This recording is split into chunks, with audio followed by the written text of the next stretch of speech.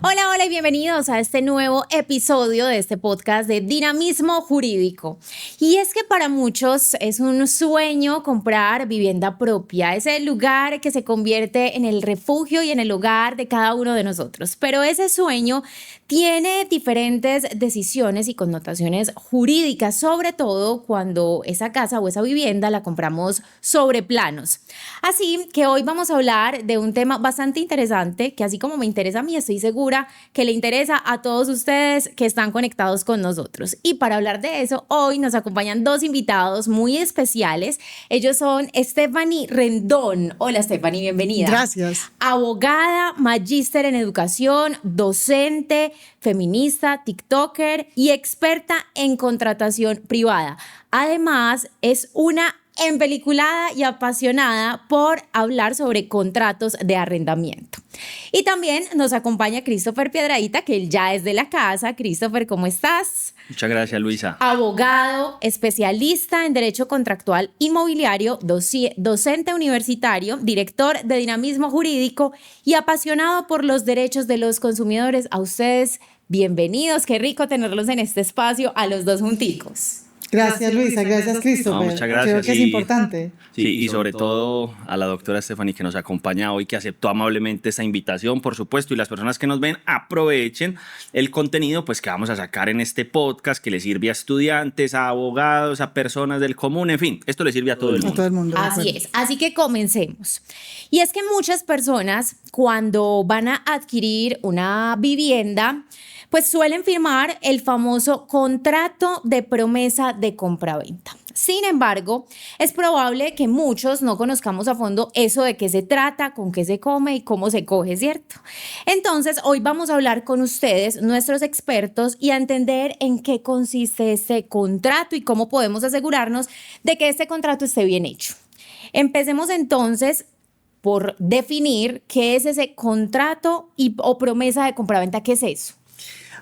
Empecemos por decir que no es, ¿cierto? Porque normalmente uno en la calle ve muy a menudo la dificultad de diferenciar qué es una compraventa y qué es una promesa de compraventa.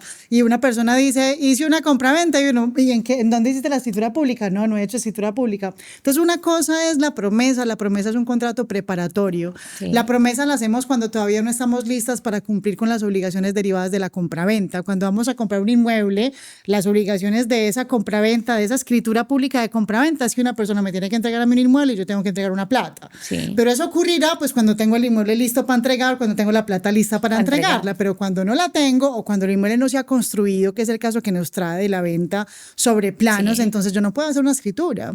Tengo que hacer una promesa de compraventa, que es un contrato preparatorio. El objeto de esa promesa es que en un momento las partes vayan a la notaría a hacer la escritura pública de compraventa, donde ya se vuelve entonces el comprador propietario de un bien inmueble. Correcto. Por ejemplo, dentro de la promesa de compraventa, uno ve que las personas suelen confundir la promesa con la escritura. Entonces, ¿qué es la promesa, digamos, cuando una persona la va a celebrar? La promesa simplemente, como el nombre lo dice, es prometer que yo voy a adquirir algo y el otro me promete que yo lo voy a comprar. Y esa va a ser como la obligación de las partes, pero la obligación va a ser celebrar la escritura pública. Entonces, es que yo tengo una promesa de compraventa, pero es que yo nunca firmé nada. Usted no tiene promesa de compraventa. Usted podrá tener cualquier otro contrato y ahorita lo vamos a ir desarrollando. Sí. Usted podrá tener otro contrato, pero promesa de compraventa no tiene. ¿Por qué? Porque como bien lo decía la doc Stephanie, pues claro, yo tengo que preparar un contrato que es el de compraventa, ¿sí? Y en ese contrato de compraventa, pues yo estoy teniendo unas obligaciones en la promesa de que yo debo ir a hacer ese contrato, y en la promesa de compraventa se utiliza cuando pues yo no puedo firmar ya en este momento la compraventa como tal. Por ejemplo, no es que resulta y sucede, Luisa, que yo le quiero comprar a usted su casa. Listo, usted dice, listo, yo se la quiero vender. Pero antes de eso, yo tengo que pagar unas deudas, tengo que pagarle a este, tengo que pagarle al otro. Listo, entonces hagamos una cosa. Firmemos la promesa donde en 3 meses, ¿usted considera que en 3 meses ya está lista? Sí, yo considero que en 3 meses.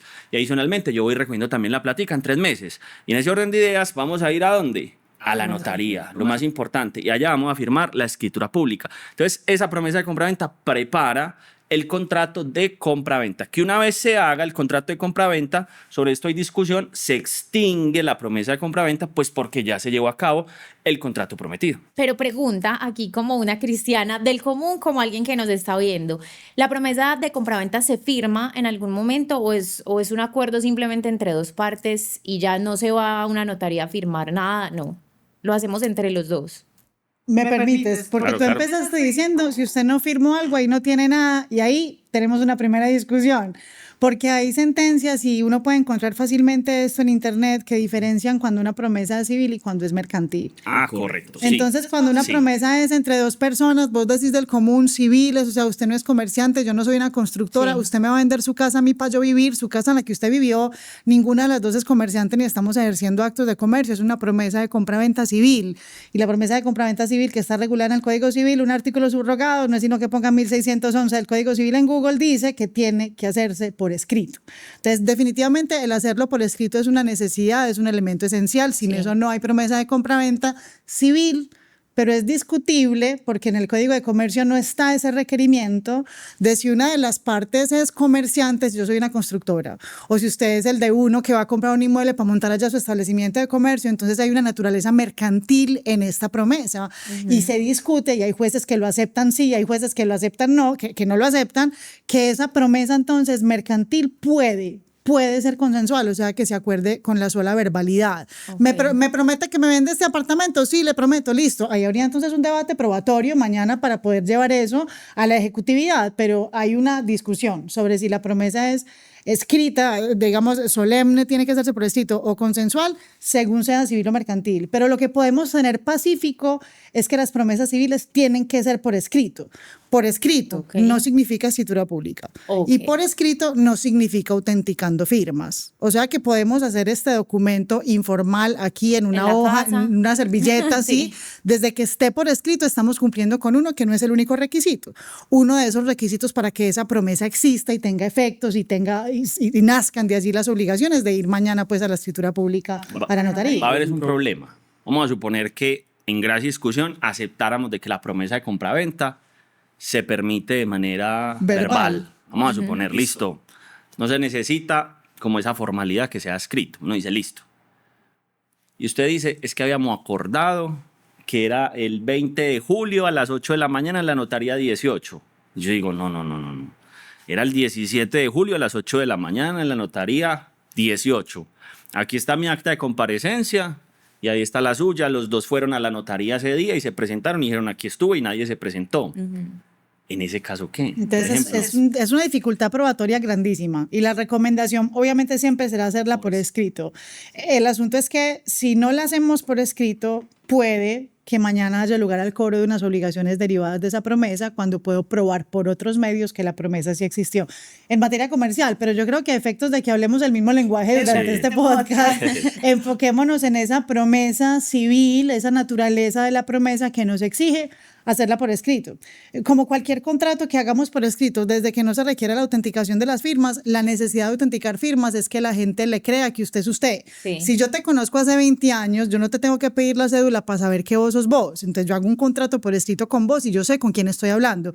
Pero si viene una persona X que yo nunca he visto en mi vida y me dice, me llamo Sofía Pérez, yo no sé si Sofía Pérez es esa persona. Entonces yo puedo decirle, muéstreme su cédula. Ah, bueno, ve la cédula, sí dice que soy Sofía Pérez. O si me va a traer el documento ya firmado, tráigamelo autenticado. ¿Qué es la autenticación? Es que una notaria, un notario dijeron, esa es Usted sí Sofía es. Pérez y Sofía Pérez estuvo aquí firmando un documento. Entonces, evita que mañana tengamos que discutir si usted firmó o no firmó ese documento. Entonces, si no hay un conocimiento, digamos, de larga data, de confianza entre las partes, la recomendación, que no es un requisito, pero es una recomendación, es que se autentiquen las firmas de esa promesa de compra-venta. correcto. Bueno, y ya entendiendo este tema y casi que yendo a la RAE con ustedes y desglosando qué significa este contrato de promesa de compraventa, pues expliquemos cuál es la importancia que tiene este documento.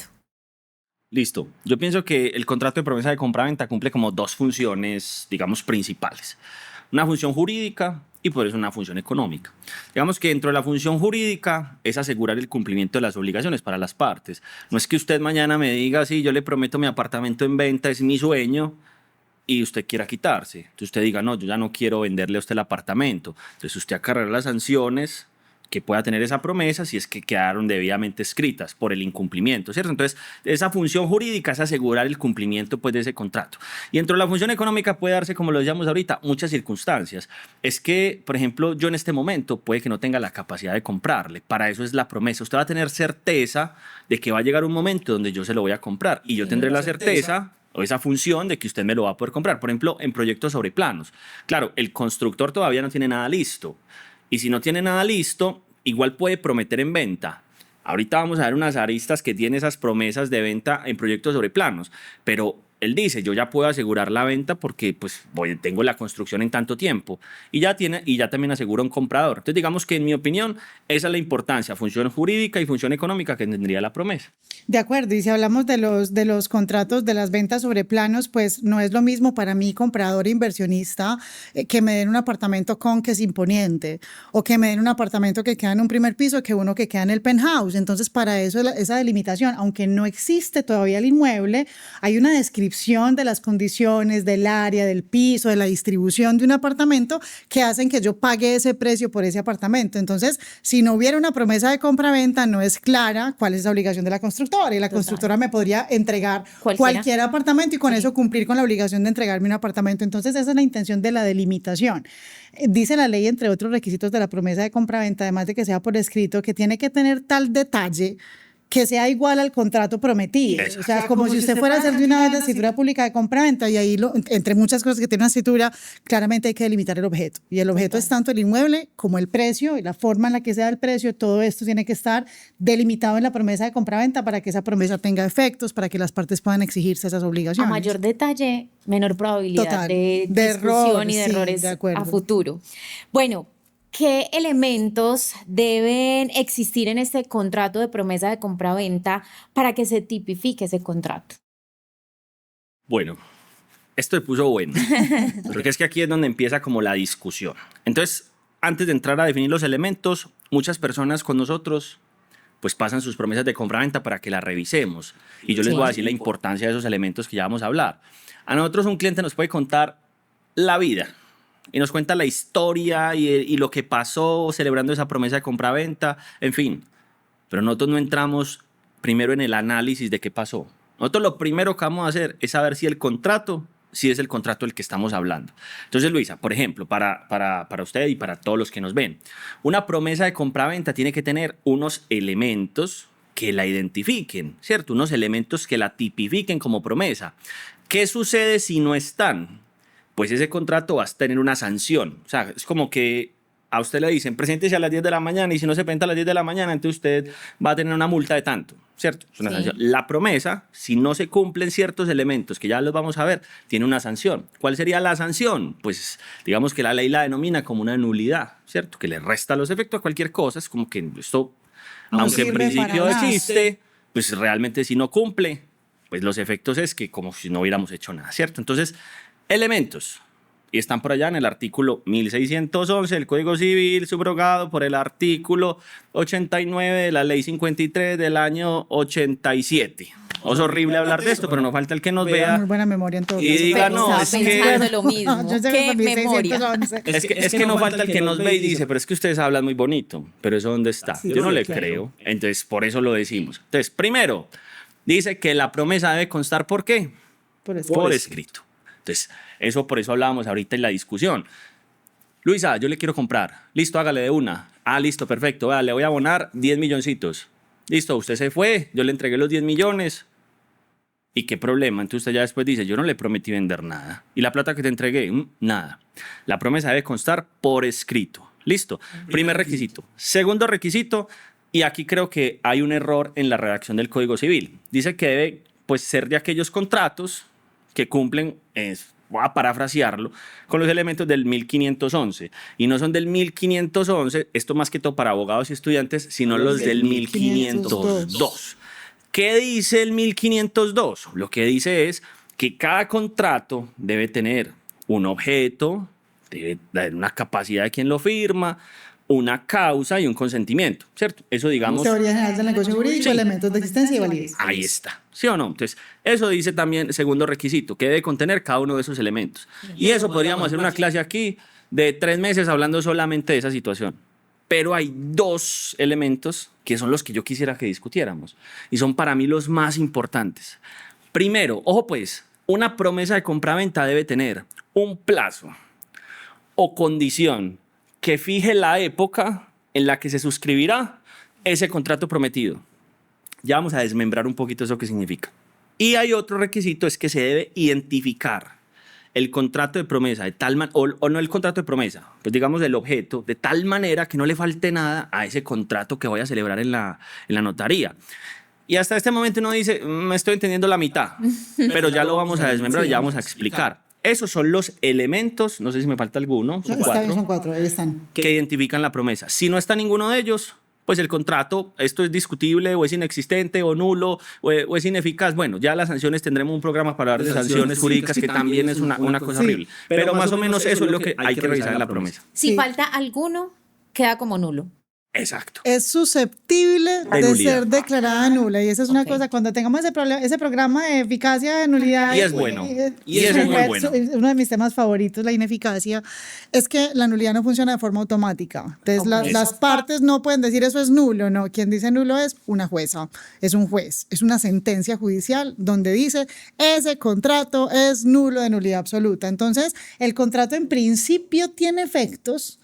Pero si yo sé que allá hay un problema de nulidad, cóbreme pues la plata. Si yo no se la pago y usted me demanda, yo contesto la demanda diciéndole a la jueza, ese contrato es nulo porque no reúne los requisitos del 1611. Y esa va a ser la consecuencia jurídica. Claro. Entonces pone a la persona que conoce y que vio esta hora de lo que vamos a hablar aquí, pone a esa persona en la posición de...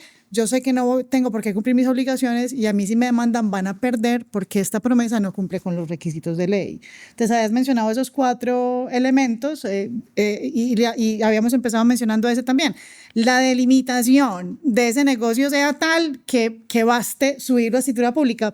Me parece fundamental y me faltó eso. De pronto ponemos una fotico por aquí donde se muestre qué es una escritura pública. Una escritura pública es un documento que uno puede encontrar en una notaría. Una escritura pública no se hace en un papel de una hoja de blog, no se hace en una servilleta. Si uno busca hoy una escritura pública, es un documento que se hace en un papel que es rosado y es como cartulinitas, gruesito, y tiene unos códigos QR y tiene las páginas numeradas y no solamente firman las partes, sino la notaria también firma. Eso es una escritura pública. Entonces, la promesa de compraventa de un bien inmueble tiene que tener tal detalle de todos los elementos que rodean ese negocio de la compraventa que no sea sino coger ese Word y ponerlo en las hojas rosadas. O sea, más o menos así es la expresión de tan específica que tiene que ser el contenido de esa promesa, que baste ponerlo en papel rosado para que esté lista la promesa, la escritura pública de compraventa. Por Entonces, dicho, tiene los mismos elementos de la escritura. que usted no necesita adicionarle nada a través de otro documento, pero va a tener unos asteriscos. Ahorita hablamos de linderos y cosas, pues, digamos, que deben concurrir. Pero más o menos hasta ahí, Lu, ¿cómo vamos? Más Bien. o menos vamos comprendiendo el tema, ¿cierto? Habías Listo. dicho que ibas a desglosar un poquito Lo unos de la temas. condición. ¿Lo vas a hacer ya Listo. o lo hacemos más adelante? Pues hagámoslo de una vez. Listo. Vea pues. Pero es que más que esto se vuelva como un podcast muy jurídico, quiero llevarlo a la práctica. y a palabras la muy práctica. claras, total. Listo. Entonces, usted va a comprar su apartamento. Usted dice, yo la otra vez estaba por allá en un podcast de dinamismo, hablaron que hay que tener 4 elementos, pero fíjese en estos que son los más importantes. Que contenga un plazo o condición que fije una época. 3 conceptos. Defina pues los 3 conceptos. ¿Qué es un plazo? ¿Qué es una condición? ¿Y qué es una época? Entonces, plazo es algo cierto y determinado. Pues esto yo lo digo con mucha frecuencia. 30 de julio del 2025. Ese es un plazo, ¿cierto? Pero es un plazo incompleto. ¿Por qué? Porque llega el 30 de julio del 2025 y ¿usted a dónde se va a presentar? Se va a presentar en una notaría. ¿En cuál? ¿En Medellín cuántas hay? Hay muchísimas. Tiene que ser en la notaría número tal, voy a decir por ejemplo la 19, listo, y nos presentamos. ¿Y a qué horas? Porque yo llego a las 8 de la mañana y usted llegó a las 5 de la tarde. Esta discusión es muy bonita porque sobre lo que tenga que ver con el día no hay discusión. Usted tiene que poner un día. Ya vamos a hablar de la condición. Tiene que poner un día. La notaría no hay discusión. Tiene que poner la notaría. Pero en el horario ahí sí hay discusión. porque las sentencias de la Corte, por ejemplo, Luisa, dicen, no, es que si no se puso la hora, usted podrá presentarse en el horario comercial. Eso a veces en la práctica, pues eso es horrible. Entonces yo me vengo a sentar a la notaría de 8 de la mañana hasta la hora que todo el mundo se vaya para que me hagan un acta de comparecencia. Pero por lo menos esa teoría está vigente. Entonces, el plazo es una fecha cierta y determinada. Hay que hablar lo de acta de comparecencia, que lo has dicho. Listo. Pasando por Ahorita explicamos qué es el acta de comparecencia. Condición. Este es el problema y ya lo vamos a poner con un ejemplo. Condición. Ese es un hecho futuro, es incierto. Puede que ocurra, como puede que no. Ejemplo concreto. Nosotros vamos a celebrar la escritura pública un día después de las elecciones presidenciales. Yo ya le puse la condición. Ese hecho es futuro, va a ocurrir. Pues va a ocurrir en algún momento, pero va a ocurrir. De eso estamos seguros, pues, ¿cierto? Pero no basta solo con poner esa condición, toca complementar. ¿Con qué? ¿En qué notaría? ¿A qué horas? Y el horario, ¿cierto? Sí. ¿Qué sucede en la práctica? Bueno, y dice que fije la época. La época es como igual que el plazo. Eso, digamos, ahí no hay como mucha diferencia. La época es ese momento determinado que yo tengo que ir a la notaría.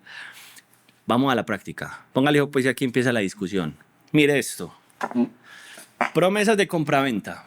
Dicen, otorgamiento de la escritura pública. El otorgamiento de la escritura pública será el 25 de enero a las 10 de la mañana en la notaría 19.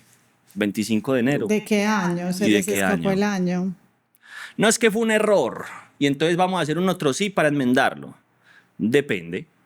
Puede que yo quiera enmendarlo como puede que no. Supóngase usted un consumidor inmobiliario y hablemos de una persona que por X o Y circunstancia no pudo seguir pagando y manda un contrato de promesa de estos a revisar y se le aparece, mejor dicho, el ángel, porque dice, sí. No me interesa si usted cumplió o incumplió, no me interesa para nada. Lo que me interesa es si el contrato cumple. Si el contrato no cumple, yo, como abogado, solicito la nulidad del contrato. ¿Quién es el beneficiado? El consumidor. El consumidor incumplió. Pues quien incumple, pues debe reparar los perjuicios, está sujeto a la cláusula penal, en fin. Pero es que si el contrato no cumple, los efectos, usted no puede derivar ningún efecto del contrato. Entonces, por ejemplo, esto sucede en la práctica. Wow. No es que estemos diciendo que las constructoras y las fiduciarias son unas malvadas y actúan de mala fe en sus contratos de adhesión, pero uno no puede pensar que eso es un error involuntario.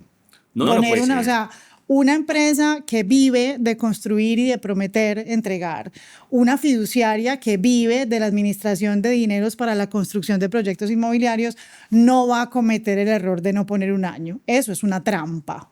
Eso es un intento de un aprovechamiento de una situación, de un lapsus, que no es tan lapsus, para después decir, yo no estoy incumpliendo, yo no puse en qué año, yo en el 2020, en el 2030, usted aceptó eso, porque no, ay, se me olvidó, no, y aquí llamar la atención de eso, que también es algo que pienso que es muy importante que la gente sepa. Yo como digo esto de forma delicada,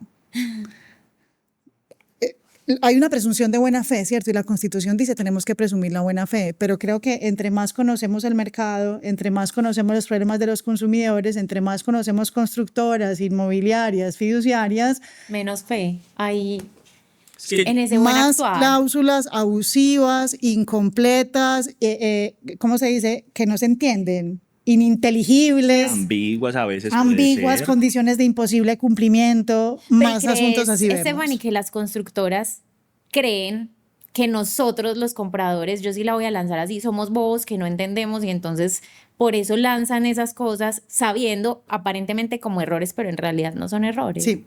Y yo opino lo mismo. Sí, es que es muy sencillo. Imagínese un proyecto inmobiliario y no es nada pues contra las constructoras, estamos hablando de promesas con enfoque en proyectos sobre planos. Pero imagínese personas que firman o están en un proyecto de 400 apartamentos. Los 400 no van a tener el problema, pero los 400 le podrían cobrar la penalidad a la constructora si la constructora incumple con su obligación. El problema es que para yo demandar una obligación, la obligación tiene que ser clara, completa, exigible. Si yo pongo que la escritura pública va a ser un día cualquiera, pero no se determina, la constructora nunca estaría sujeta pues, a ningún incumplimiento. Claro. ¿Se pueden amparar los derechos del consumidor? Sí, pero cobrar una penalidad es muy difícil. Entonces yo dudo mucho que un músculo financiero tan importante no tenga un equipo jurídico preparado, que estas cosas para la gente pueden ser muy importantes, pero para ciertos abogados son elementos básicos que usted va y revisa en un contrato, se les pasen. Yo, la verdad, no creo. No creo. Y viene el otro elemento que me gustaría darle la palabra a la Estefanía. Hablábamos de plazo condición, ese ya quedó pues medianamente explicado. Nos faltó la condición. La condición debe ser válida, listo. La condición debe ser posible, válida y no debe depender de ninguno de los contratantes. Exclusivamente. O sea, no puede ser como que una condición para firmar la escritura pública es cuando yo lo cite. Cuando la constructora diga. Yo lo voy a citar en el primer semestre del 2025, pero ¿cuándo? No, eso no puede ser. Entonces, una condición válida, objetiva, que no dependa de las partes, siempre que sea un acontecer, pero no puede ser que dependa de mí. ¿Listo? Entonces, eso para aclarar. Sí, porque también he visto condiciones que dependen, y esto es algo que me gustaría también, no sé si en este momento lo tenías previsto que lo habláramos. Se firmará la escritura cuando se cumpla la condición 14 del contrato fiduciario celebrado entre la propietaria del lote y la entidad fiduciaria. Y aquí está el inversionista diciendo, ¿cuál señora dueña de cuál lote, cuál contrato? ¿Cómo así? ¿Usted no conoce ese contrato para ver cuál es esa condición que tiene que ocurrir? No, yo no la conozco. Muéstrame su promesa o su encargo fiduciario, que aquí podemos extenderlo, o su contrato de fiducia. Y uno revisa entre los antecedentes y dice, la persona que suscribe este documento declara que recibió los documentos y que los conoce. Entonces ahí tenemos una condición que depende del cumplimiento de otra condición contenido en otro contrato al que la cliente no tiene acceso, pero que declaró en la promesa que sí tenía acceso, y eso invierte la carga de la prueba, lo que es un asunto en lo que espero que hablemos dentro de muy poco, y es que eso es una abusividad de una cláusula. Yo no puedo perjudicar a un consumidor diciendo, usted tiene que probar esto, ahora no lo tengo que probar yo, que soy el de la posición de poder, la constructora o la entidad fiduciaria. Entonces, ahí vamos a ver un montón de condiciones que tienen que ser ineficaces, y en ese sentido no hay que esperar demandar, y esa es una de las diferencias de la ineficacia con la nulidad, porque si yo reconozco en esa cláusula la imposibilidad de entender entonces cuándo rayos voy a firmar esta escritura pública de compraventa, entonces es como si no estuviera escrita, o sea que ahí le falta ese requisito de la promesa y podría ser declarada nula después. Correcto. Bueno, después de todas estas aclaraciones, hablemos un poquito y démosle respuesta a unas preguntas que son muy frecuentes y tenemos también en nuestras redes sociales de Dinamismo Jurídico sobre este tema, ¿cierto? Stephanie, comencemos. ¿Es necesario incorporar la matrícula inmobiliaria, los linderos y la dirección del inmueble prometido en venta en la promesa de compraventa? ¿Y qué ocurre cuando la venta es sobre planos? Precisamente, entonces ahí la respuesta tiene que ser depende. Si usted me va a vender su apartamento que ya existe, que tiene 20 años, que es un apartamento usado que yo estoy comprando, por supuesto que tenemos que delimitar cuál es el objeto, y ahí claramente ese objeto es identificable. Como su merced se identifica con su cédula, un inmueble se identifica con la matrícula inmobiliaria. Y no solo con la matrícula inmobiliaria, con la cédula catastral, con los linderos, con el área, con el coeficiente de copropiedad. Entonces, así como en el documento tiene que decir su identificación, mi identificación, el precio, tenemos que delimitar también el objeto. En ese sentido, hay que identificar jurídicamente el objeto diciendo la matrícula inmobiliaria, la nomenclatura y todo lo que acaba de mencionar. Sí. Cuando el inmueble no existe todavía, porque es una venta en planos, esa información no existe. No hay matrícula inmobiliaria, puede que tengamos ahí medio gestionada cuál es el área, porque hay unos planos, sabemos más o menos cuál va a ser la distribución, pero no tenemos cédula catastral, no tenemos un área definitiva, porque eso ocurrirá después de la entrega material del inmueble. Entonces, en ese caso, la promesa no puede contener una matrícula inmobiliaria, pero nuevamente hay que buscar hacer la posible delimitación en extremo que podamos hacer de esa identidad jurídica del inmueble para que no me entreguen un piso 1 en vez de entregarme el piso 15. O sea, intentar hacer toda una determinación de que ese es el bien que yo quiero comprar y no otro, y ese es el que está obligado a entregarme la constructora y no otro. Y se supone que es la constructora quien me debe entregar todos esos delimitantes y todas esas cosas. Esa es la que tiene esa información. Yo, por ejemplo, hago como algo adicional, o digo algo adicional.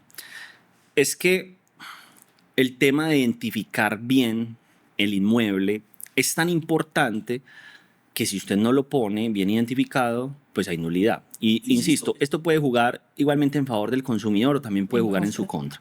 Pero vamos a suponer que sea sobre planos. Si bien es cierto al momento de que sea sobre planos, yo no tengo la matrícula, pues porque eso será un acto que yo haré posteriormente cuando eleve el reglamento de propiedad horizontal. Yo sí lo debo identificar con los linderos. Pero mire el problema que hay actual. No identifican los linderos del apartamento prometido en venta. identifican los linderos del lote donde se va a construir el apartamento y dicen que los linderos se especificarán posteriormente en el reglamento de propiedad horizontal. Pues no, porque la matrícula inmobiliaria, si bien es cierto, sí es posible que se identifique posteriormente ante un trámite, los linderos no, porque usted cuando levanta un proyecto sobre planos, pues tiene unos planos, valga la redundancia, y esos planos dicen cuántos apartamentos y cómo se divide cada apartamento y qué diferencia el apartamento o cómo está integrado ese apartamento, los límites, de dónde va hasta dónde va, en fin. Y si es posible identificarlo desde ahí. Pero en muchos de estos contratos se identifica el lote de mayor extensión. Y incluso en muchos contratos no se identifica ni siquiera la dirección de donde está ubicado el proyecto. O sea, dicen solamente la ciudad, el nombre, en fin. Pero digamos que la buena noticia con esto es que si alguna persona tiene un problema con pues digamos, con una constructora, basta con analizar el contrato. Si el contrato no cumple, ya sea por este o por cualquier otra condición, hay una posibilidad pues, de recuperar esos recursos, porque si yo solicito la nulidad, la consecuencia será que se reintegren pues, lo que yo pagué, Claro. y el consumidor no tendrá que integrar a la constructora pues, porque nada le entrego. Restituciones mutuas, sí. Y hay otra cosa que yo quiero agregar a eso que estás mencionando y es que yo tengo mucha información en la licencia de construcción. Y me sirve como inversionista decir, yo quiero revisar la licencia de construcción, a ver cuántos apartamentos se van a construir. Por el momento, si ahí está, puede estar identificado de una vez el mío, que yo quiero el 1401. Puedo empezar a revisar eso en la licencia. Y esa es una de las primeras red flags que la inmobiliaria, la constructora, me niegue el acceso a ese documento, que es un documento público. La licencia de construcción es un documento público. Es que Es una gran anexo. alarma, es una gran alarma que digan no tenemos por qué entregarle la licencia, huya de ese proyecto inmobiliario cuando no le entregan la información que le tienen que entregar. O dice, es un anexo del contrato. Y cuando usted va y ve, le entregan solo el contrato. Y los anexos. Ahí dice que usted lo recibió, tiene que Dice. probar que no lo recibió Sí. entonces. Wow.